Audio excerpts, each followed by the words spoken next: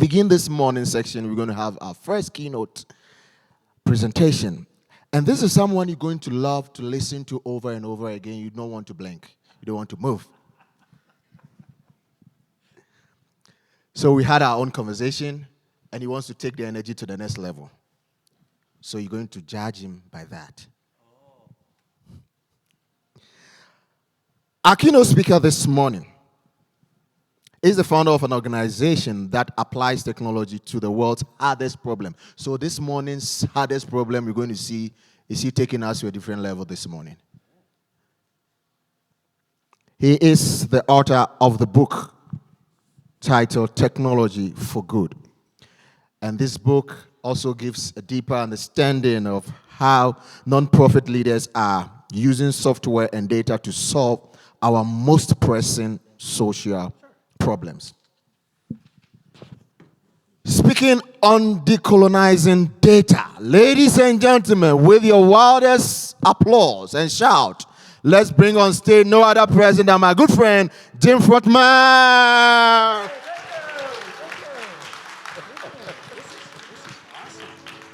All right, I'm ready to go. Okay, so I want to start with a story from 2019. And I was starting a brand new project in sort of software for local leaders in climate change. We've been invited by a group called 1,000 Landscapes for a Billion People. And the founder of that movement, Sarah Shearer, says, well, you need to come and actually talk to people. I'm like, well, exactly, that's what we want to do. So she invited me to the sort of the African Landscape Leaders Conference in Arusha.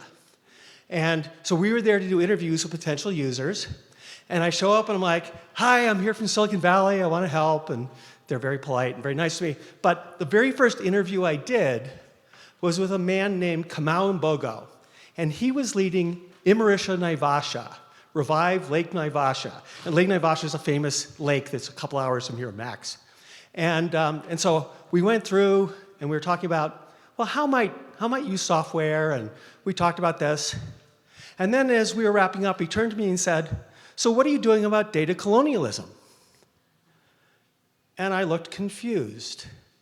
And he said, wait a minute, you're from Silicon Valley and you don't know what data colonialism is? And I say, guilty as charged. So he politely explained to me how data colonialism affected his organization.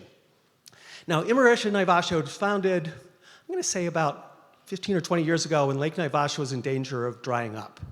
And it brought together all the leaders from the different stakeholders that wanted Lake Naivasha to be a viable lake, a freshwater lake in the Rift Valley. And he explained that, they brought together the horticulture industry and the farmers and the herders and the tourism sector, and they were all working together. He says, but the interesting thing is that our place, Lake Naivasha, is probably the best studied ecosystem in the Rift Valley, and we don't have access to any of the data about our place. We're the people who make the decisions about here, but the data's not there. I said, well, where's the data? He said, well, there's this European university that has a lot of the data, and the supply chain has a fair amount of data, and we think the national government has some data, but we don't have enough money to pay for it. And then there are the NGOs who come, collect a whole bunch of data. Often we help them. And then when the money runs out, they leave. And the data leaves with them. So I was kind of surprised about this. So when I came back from Arusha, I went and I studied up on data colonialism. It turns out that it was well studied academically. And from the name, you can kind of get, that now, it used to be that colonial actors would come and extract natural resources from the world. But now it's tech companies from places like Silicon Valley that are strip mining the world of their data and making, a few rich people a lot richer. And so getting into this, I realized, this is a really pervasive problem. And I represent an industry, the tech industry, that is doing this right now. And then I called my friend Nithya Ramanathan, who is the CEO and founder of Nextleaf Analytics. And they do vaccine supply chain stuff. They instrument the vaccine refrigerators that save 1 in 7 babies in the world, or something like this. It's great work. And I told her about this experience in Arusha, and she said, data colonialism all over the global health sector. She said, as a matter of fact, I have a friend who's a senior minister, and senior official in the health ministry in a country in Africa, and she went to an international conference, and a researcher was presenting a paper on her health ministry, and she'd never heard of the researcher or heard about the data, and obviously had no ability to actually consult about or reflect on the results. She was not happy with this. And this theme of, maybe we have a problem here continued. Nithya and I organized a session at the Skull World Forum. And now Skull World Forum is a whole bunch of social entrepreneurs from all over the world, and we're all about community empowerment. That's the whole idea of social entrepreneurship. And we gave a session on data colonialism, and a whole bunch of our NGO partners went, uh-oh, we're all about community empowerment, but when it comes to data, we're pretty darn colonial. And there were some examples of pay-for-performance, which is very popular, or has been very popular. But if you implement it in certain ways, it comes across as extremely colonial, almost punitive. And so, oh, gosh. So I'd come here to start a software project, which actually did come into being, but this other problem kept bugging me. And then something else happened. I met with Dr. Lakeisha Odom, who is like one of the leading funders of domestic US agriculture research. And she talked to me and Steve Francis, the guy who also was there in Arusha talking to Kamau and Bogo. He talked to the two of us and said, you guys need to invent HIPAA for farmers. Now, I was confused again, and she explained. She said, look, HIPAA is the medical privacy law. I said, yeah, I know that. It's in the US. And when you go and talk to a doctor, you talk about something very confidential, very sensitive. And then you get treatment, you get helped. And your data is kept secret. You know it's not going to come out that you have this diagnosis or that diagnosis. But your data is going to be used for medical research. And she said, everyone is good with that social bargain. I get help, my data is confidential, and it gets used for research that might help me, might help my kids, might help other people with this condition that I have. So she said, farmers, at this moment in time, are cooperating much less with data collection. And I said, oh. And she said, and this is a real problem because we have climate change and a moment where we could be collecting massive amounts of data from farmers about climate smart agriculture, all the things we need to know to produce food in the future. Farmers are saying no when our researchers ask to collect their data. And that's because farmers have learned that when people take data from farmers, they get screwed. It's used to exploit them. The people who sell me my inputs, my fertilizer and seeds, they're going to use the data to charge me more for my inputs. The people who buy my produce, my crops, they're going to use data to pay me less for what I produce. And in the US, John Deere owns the map of my farm. I don't. So all of these problems kind of coming together really struck us that we needed to work on this issue of data colonialism, and the current state of play was not adequate. So,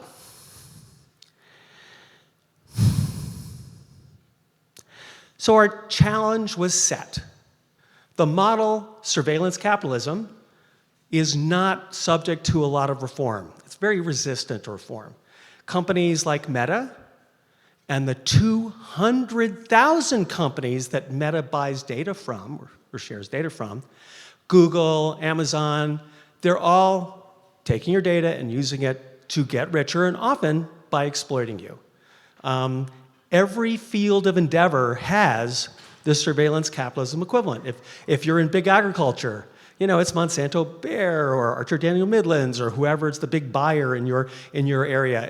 If it's in medicine, pharma, big pharma is the equivalent. So, but we're in the nonprofit sector. We collect data from vulnerable people about the things that make them vulnerable. We have a higher responsibility for making sure that we're using their data to actually benefit them. And the good thing, which I think is a good thing, is that we don't have the profit motive. We don't have a need to exploit them. As a matter of fact, it's sort of inconsistent with our mission to exploit the people that we serve. So if you think about where is a chance to actually set the stage for a different approach to data, a chance to decolonize data, the best place to start is the nonprofit sector. So we got some funding, and this is, we got funding from the Foundation for Food and Agricultural Research, Dr. Odom's foundation. We got money from the Skoll Foundation, from the MacArthur Foundation. We got money from Okta for Good, which is the tech company Okta, to go out and research this data governance issue. And what we found was not that useful to the nonprofit sector. Lots of papers on data governance, on AI governance, because, of course, data is the foundation of AI. But the lawyers were telling people, oh, you need to have a data trust. You need to set up a separate organization to actually manage the data. I said, I don't think you've met the NGOs that I've met. Not a lot of them can afford to set up a completely separate organization with a board of directors and a boatload of lawyers and do that. So it was like, okay, so the research indicated we didn't really have a solution. So we decided to go out and co-develop a data governance standard with the nonprofit sector. And we talked to hundreds of nonprofits, and one of our major vehicles was a children's game that we adopted. It's a fill-in-the-blank game, and we called it Data Mad Libs. Tell us about the data you want to collect, from whom, to do what social good, while preventing what bad things from happening with that data. So that was our design challenge, is could we come up with something that would actually address that? And we dog-fooded it. In Silicon Valley terms, that means we actually applied it to our projects, and we learned a lot from that. We originally thought that we were going to do something modeled after open source or open content like Creative Commons, open data, all those licenses. But they're very legal.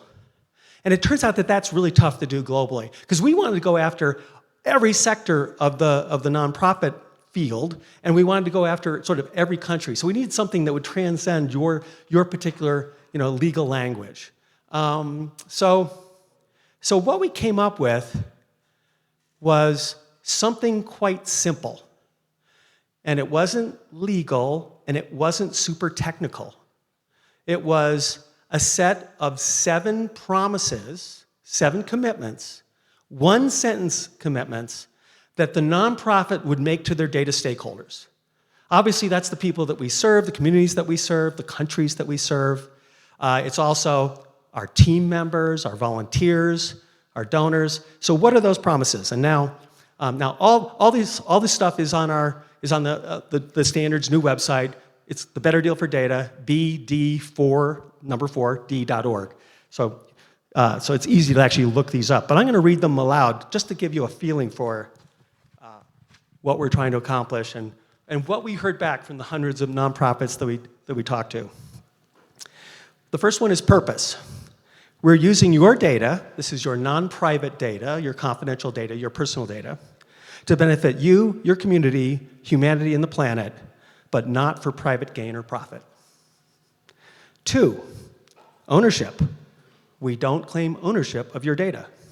3, control. We'll delete your data, correct it, or transfer it to you if you ask. Basically, it's your data. It's not ours. 4, monetization. We will not monetize your data by providing it to third parties for compensation. 5, protection. We will steward your data with care and comply with applicable privacy laws. 6, research. This is the long one. If we or a trusted partner do research based on your data, we will follow best practices around anonymization of personal data, and published research papers or reports will be made available to you for free.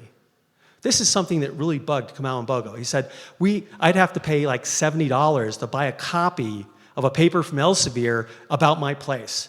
So the idea is that, okay, you got to publish your papers, open access. And number 7, the final one, binding, we will be legally bound by these commitments, and anyone we share your data with will be similarly bound. So that's it. 7 one-sentence commitments, understandable to non-technical people, non-technical leaders, leaders in the community, even executive directors of nonprofits. And now, frankly, most of the organizations in this room are already doing these things. If you're a technology for good organization, you're probably doing that. And actually, it was organizations like yours that were our biggest supporters to create the Better Deal for Data for roughly 2 reasons. One reason is some of them wanted credit for doing the right thing with your data when maybe some of their peers were not doing the right thing. And others saw that their segment, that their vertical, whatever you want to call, their work in mental health, their work in agriculture, that a lot of nonprofits didn't even know this was an issue, had no idea that the tech industry was stealing the data of their stakeholders. And so this is a way for helping them figure this out. Now, the 7 one-sentence commitments, the standard actually has a few thousand extra words about what it means and what it doesn't mean, give you examples of doing it well, doing examples of it not being done well. There's a playbook for people who want to adopt it. But none of what's in there should surprise you. I mean, if you think about what we tried to do, instead of coming up with a legal standard, we came up with a standard that was about 2 basic concepts. This is a trust standard. It's not a technical standard, not a legal, it's about trust. And so it took us a little while to try to figure out how you would actually talk about trust. And then the other concept was no surprises. If a community leader found out about what you're doing with their data, they should not be unfortunately surprised by that. So it took a little bit of work to try to reduce trust and no surprises into an adoptable standard, but that's what we set out to do. And now organizations in this world, especially international NGOs, are well equipped with lawyers and policy people, but we wanted to reach the community-based NGO that would never talk to a lawyer in the existence of their organization. And that's the idea of that they can simply say, yeah, we're signing up for these commitments and we'll honor these commitments, but that doesn't mean they have a terms of service, that doesn't mean they have a privacy policy. But let me tell you what it means for like an international NGO that's well-resourced.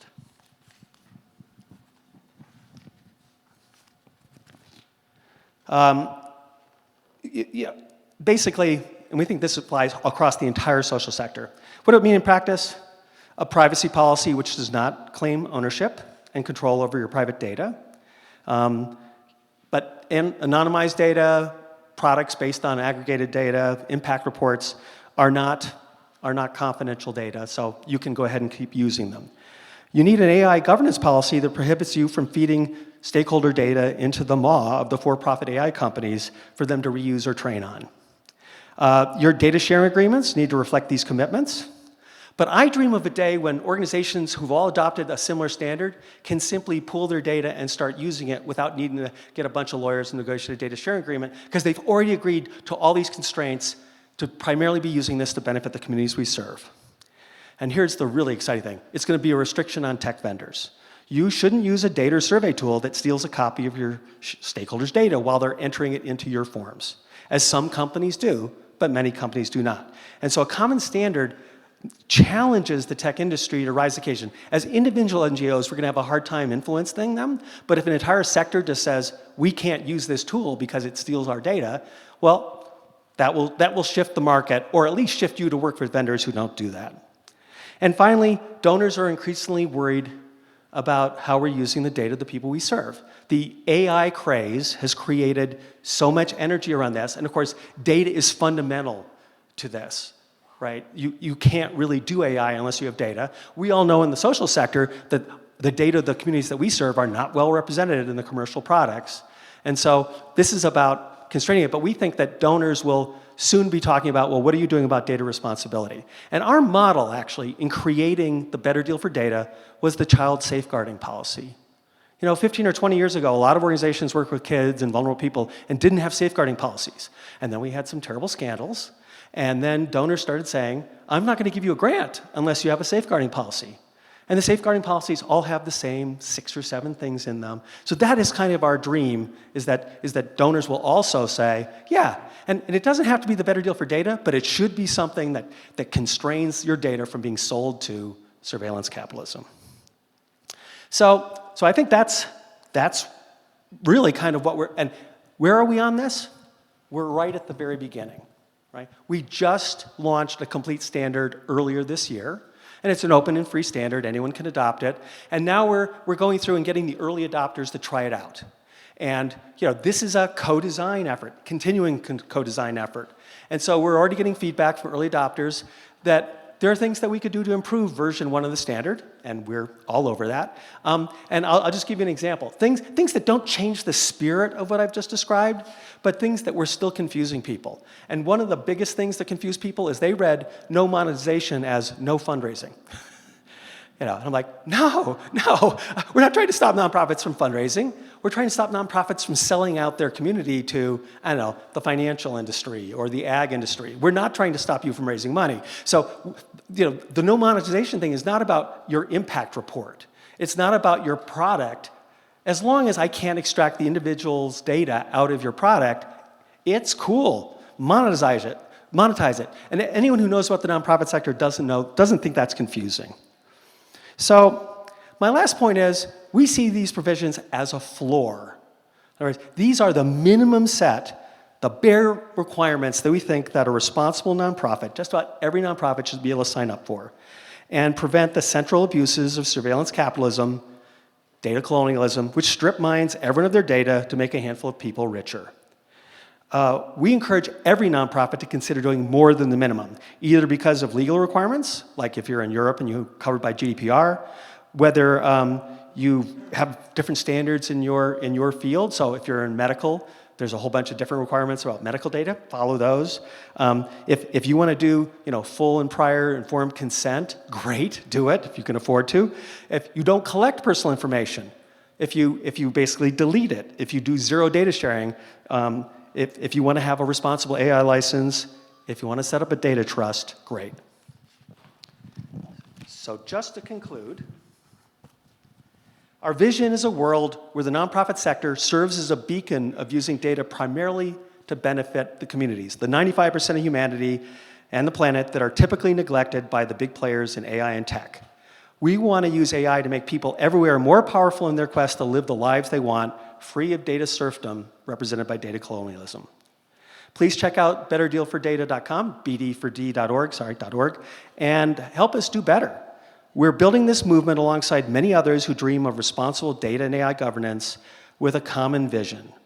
And we're looking forward to working with all of you on this journey. Please come, track me down, give me a hard time, tell me what you're doing. I would love to go with you on this journey. Thank you very much.